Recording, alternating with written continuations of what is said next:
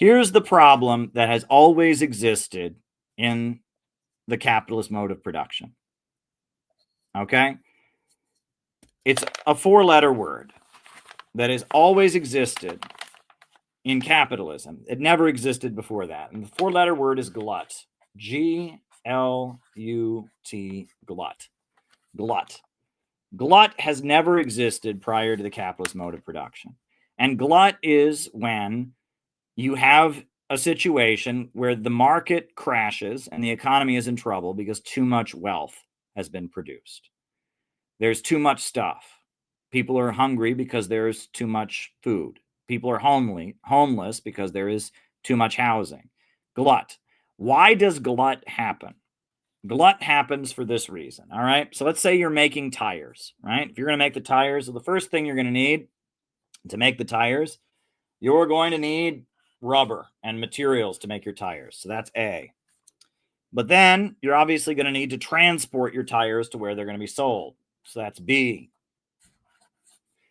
But in addition to the materials for the tires, in addition to transporting the tires to wherever you're going to sell them, you're going to need human labor power to assemble those tires.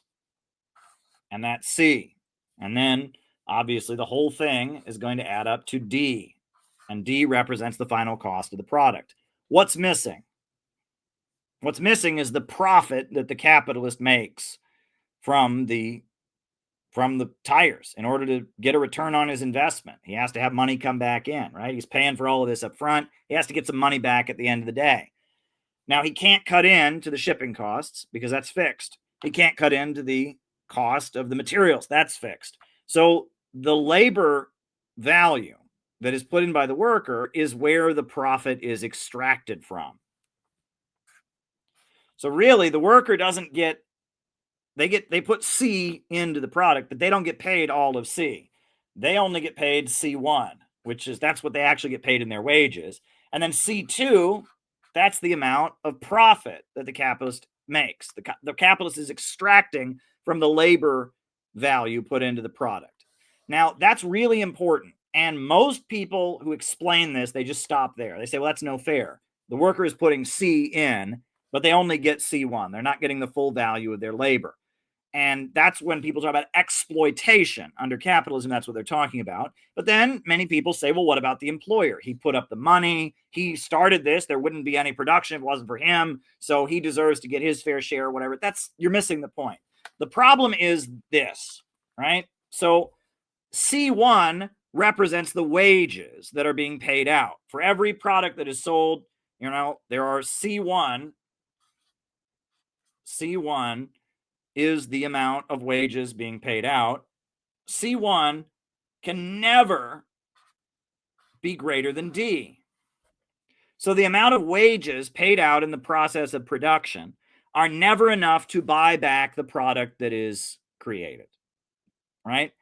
Never are they paying out enough wages in the process of creating an item for the people to then buy what they produce, right? There's always more product created than there is spending power on the part of the worker. That's a constant problem, okay? And that in and of itself is why you have glut. There are more products and there's no ability to buy them. And that's the basis of glut. Glut didn't exist under feudalism. Glut didn't exist under D is the final cost of the product, Gabby, right? D is the final cost. The wages paid out are never enough to buy back what is produced. The process of producing products for profit always puts more products out than it pays out in wages. There's never enough wages paid out to buy back the product that is produced. That's the problem. That's why you have glut. That's why the economy shuts down. That's the boom bust cycle. That's all the problems. That's why the US government buys whole bunches of cheese and buries it in a cave to keep the price of dairy high enough. That's why we have a military industrial complex where billions of dollars in taxpayer money is spent on military hardware that never gets used because they're trying to put wages into the economy. They're trying to stimulate corporations, right? There is never enough wages paid out in the process of production to buy back what is produced, right? That is the constant problem. That's called the value crisis or overproduction. But there's another problem, which is that C is the labor power that goes into production, right? Well, if you're trying to maximize profit, right, you want to pay as little human labor power as you can. You want to have as few employees as possible. And you want to make those employees that exist easier to replace, right? So you don't have to train them for very long, right? So the more technology advances, the fewer workers that are hired, and the workers that are hired are less expensive because it's easier to train them. They're more easily replaceable. They're just pushing a button or whatever, right?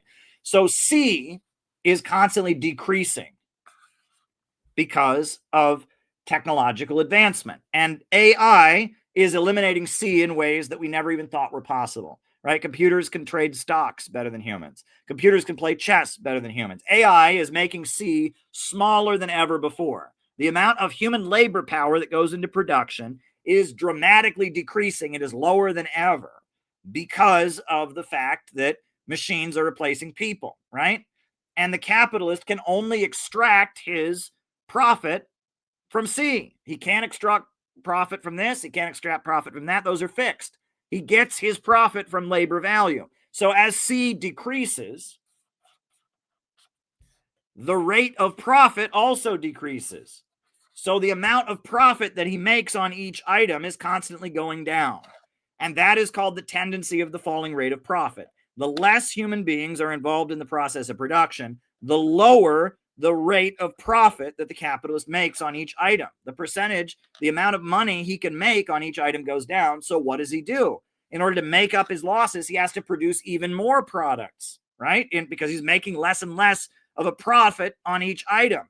So that causes him to have to fill the market with even more products. So this problem of glut gets worse and worse and worse, right? And that is why capitalism cannot handle artificial intelligence. Artificial intelligence is making C lower than it has ever been, right?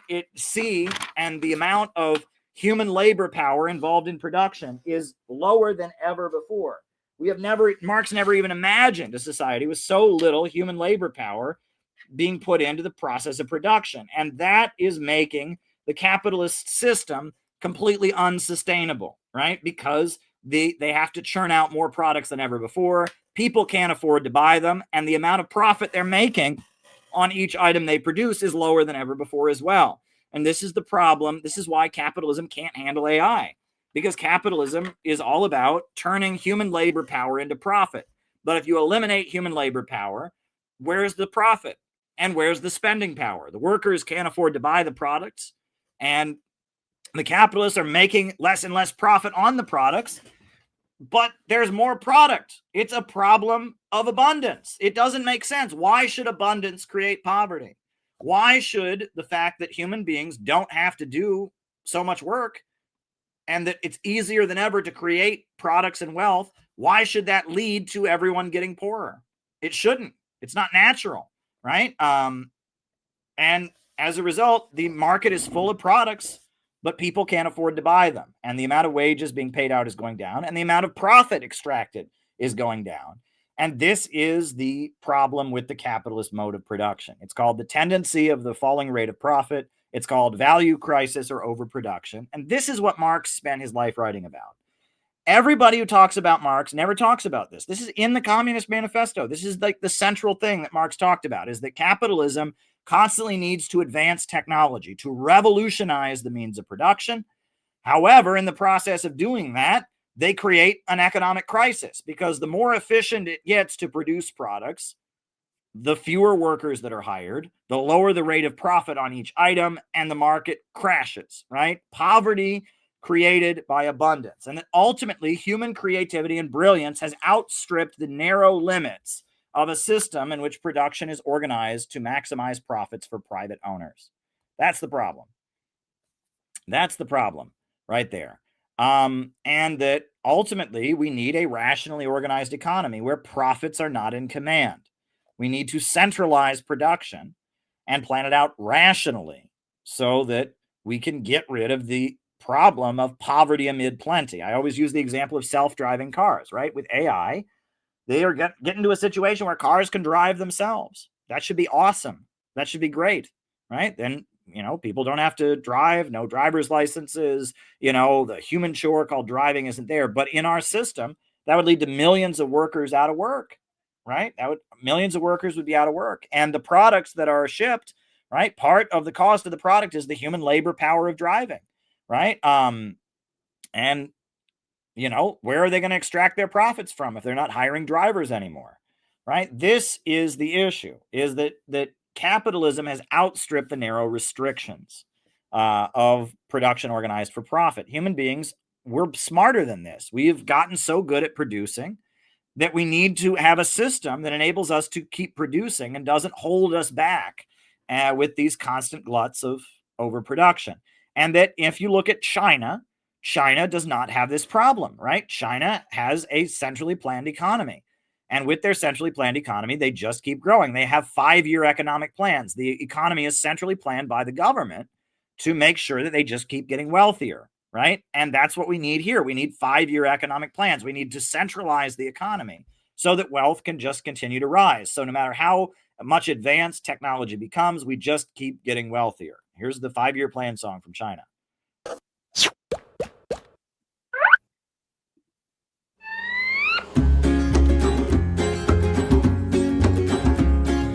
Hey, have you guys heard what's going on in China? President Xi Jinping's new style? Yes, and there's more. The Shisanu. The what? China's 13th 5-year plan. Yeah, the Shisanu. Oh. Every 5 years in China, man, they make a new development plan. The time has come for number 13. Shisanu, that's what it means. It's a huge deal. Like how huge? Huge. Like China huge? Yeah, China huge. Oh, that's really big. If you wanna know what China's gonna do, let's pay attention to the Shisanu. The Shisanu. The Shisanu. The Shisanu what?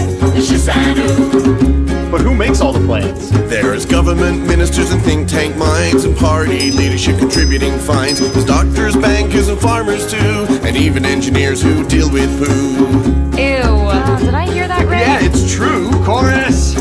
If you wanna know what China's gonna do, let's pay attention to the Shisanu. The Shisanu. The Shisanu. The Shisanu what? The Shisanu. But how do they make all the plans? First there's research, views collected, then discussion and views projected. Reports get written and passed around. Then there's actually more research and more discussion and more research and more discussion. Like at every level. Over and over, like through hundreds of rounds. It's Okay, we got it. Hundreds of rounds. Oh my god. crazy, right? Okay, 1, 2, 3. If you wanna know what China's gonna do, let's pay attention to the Shisanu. The Shisanu. The Shisanu. The Shisan what? The Shisanu. But it's not over yet. When the plan comes out, the work's not done. In fact, it's really just begun. Because every province, county, city, too, have got to figure out what they're gonna do. Whoa. That's a lot to do. I know. Hey, what's it called again? The Shisanu. If you wanna know what China's gonna do, let's pay attention to the Shisanu. The Shisanu. The Shisanu. The Shisan what? The Shisanu. Then the plans keep getting even better. As the plan goes down from high to low, the government's experience continues to grow. They have to work hard and deliberate, because a billion lives are all at stake. Like every 赵钱孙李周吴郑王冯钱楚魏蒋沈 Chorus! If you wanna know what China's gonna do, let's pay attention to the Shisanu. The Shisanu. The Shisanu. Everybody's talking about the Shisanu. So that's it. That's it? Yeah, now it's time to get ready for the 14th 5-year plan. What? Yeah, the Shisu. The Shisu what?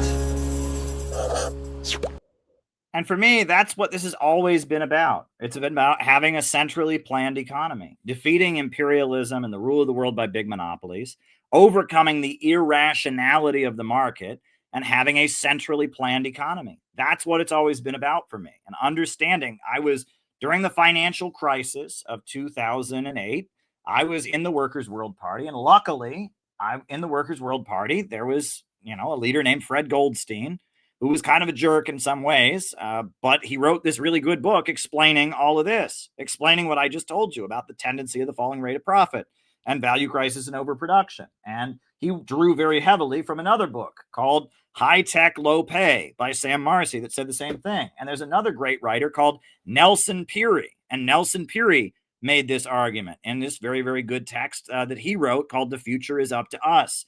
And on top of that, Lynn Marcus wrote a very, very good book called Dialectical Economics, making this case. And there's another very good book called Fascism and Social Revolution, explaining how the problem of overproduction necessitates war and degrowth economics, right? That makes this case. And that there's a lot here. And this is what it's always been about for me. And this is why I'm not a communist anymore, is because this isn't what communism is to most people, right? If you tell people you're a communist, they don't think about, centrally planning the economy. If you want to know what China's got, they don't think about any of that. They think about rage, burn it down, killing, violent. And I'm just not about that. I'm about having a centrally planned economy. I wrote this book, AI is Not the Problem. It's actually a section from my much bigger book, Where is America Going? Marxism, MAGA, and the Coming Revolution. I wrote this book basically explaining, this was after January 6th. I wrote this book basically explaining what had happened, and what's going on, what the political crisis in America is about. I have an understanding of all of this that nobody else seems to have. And I got it because I understand the nature of capitalist economics. I understand the economics of imperialism. I understand why the countries around the world that have broken out of imperialism are doing it. And I realize that the crisis in America right now is rooted in the failure of the colonial mode of production, of imperialism, and that ultimately AI is making it so this system of profit in command can't function any longer, and that we need a rationally organized economy. We need 5-year plans to get out of this crisis, and that I want to see vast abundance, and that freedom is tied in with abundance. And that's a really, really important point. No one talked about human rights or freedom anywhere in the world until you had the rise of John Locke and all of that, like the 1400s in Europe. Why? Were people just bad until then? No, right? There had never been an economic state of abundance. There'd never been enough development to even talk about that kind of freedom, right? And that human beings are deeply creative creatures that are constantly reinventing their relationship with nature to get to a higher plane. And that defines humanity. That's what makes humanity special, is that we have this ability to reinvent our relationship with nature and to rise to a higher plane, to a greater state of abundance. And that as we do so, the old system becomes outstripped. Look, I'll tell you where we are, right? Once upon a time, 8,000 years ago, there were a bunch of cavemen in the woods, and they were really hungry. And they said, we've got a problem. We are so good at hunting and gathering. We are so good at hunting and gathering. There's no more animals to kill. And we're so good at hunting and gathering. There's no more fruits and nuts to pick. We're hungry. What are we going to do? What are we going to do? We're too good at this system. We had a system that worked. It was called hunting and gathering. And